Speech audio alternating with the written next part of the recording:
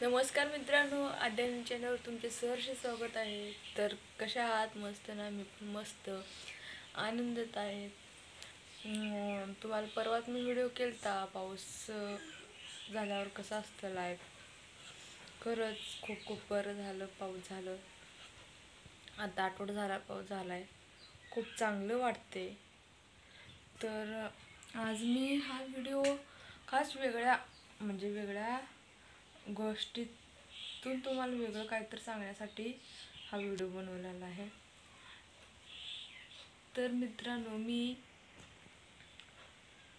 काही दिवसापूर्वी म्हणजे सारखं मला का आता लहान पोरं आहेत म्हणलं तर सारखं मला गावाकडं जावं लागतं.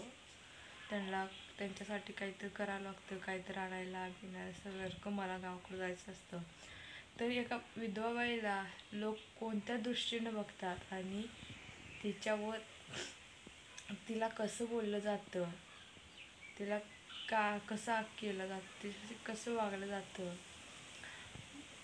तिच्याकडं कोणत्या अपेक्षा ठेवतात लोक. खरंच खूप खूप वाईट आहे हे सांगायला, पण मला खरंच व्हिडिओमधनं सांगून खरं तर मी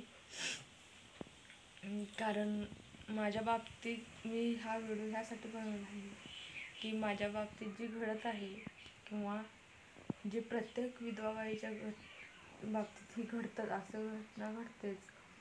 आणि त्यामुळे तिला खूप त्रास सहन करावा लागतो, तिला काही सोसावं लागतं, लोक जे बोलतात ते ऐकून घ्यावं लागतं. माझे वडील, मी 5वीत होते मित्रांनो, माझे वडील पण वारले. आणि वारल्यानंतर पण हीच परिस्थिती, सेम टू सेम हीच परिस्थिती पण माझी आई गेली. त्यावेळेस मला काय वाटत नव्हतं. माझ्या आईला लोक बोलत होते म्हणून मला काहीच वाटत नव्हतं. ती बोलून घेत्या, ती म्हणायची, रडायची. कसं बसं आम्हाला लहानाचं मोठं केलं, 2 लेकींची लग्न, 2 भावांचं शिक्षण, कसं तर ते आम्हाला मोठं केली, लहानाचं मोठं केलं. आमचं हे सुखात सगळं सरळीत व्हावं असं तिला वाटत होतं, पण ते आमच्या नशिबानं होतं. ते राहू दे प्रश्न. पण तिनं जी भोगलं, माझ्या आईनं जी भोगलं, तिच्यासोबत जी लोक वागतात तशीच आज परिस्थिती माझ्यावर आली मित्र. मला कधी स्वप्नात पण वाटलं नव्हतं आमची आई असं म्हणजे बाहेर कधीतरी गेली, तिला लोक कोणत्या दृष्टीने हाक मारतात, तिला कोणत्या दृष्टीने तिच्याकडे बघतात, तिला काय पण बोललं जायचं. ती घरी येऊन रडायची. आम्ही आमच्यासमोर रडल्यावर आम्हाला वाईट वाटते म्हणून कधी कधी ती रानात एकटी जाऊन रडायची. पण आम्हाला कधीच वाटत नव्हती ती कशामुळे रडते. आम्हाला असं वाटायचं तिला पप्पाची आठवण येत असेल, कारण त्यांचा 20-25 वर्षाचा संसार तिनं उद्ध्वस्त होताना डोळ्यासमोरून बघितलं होतं असं वाटायचं. आणि लोक पण ती लोकांपेक्षा आपल्या घरातलीच माणसं आपल्याला जास्त टोचून बोलायला लागली तर खूप खूप वाईट वाटतं. पण मला आजपर्यंत आपल्या घरातले कोण असं बोलले नाहीत, पण काय माहीत पुढे जाऊन ते पण मला बोलतील.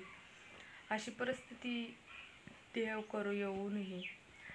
पण मित्रांनो, काही लोक अशी माझ्याकडे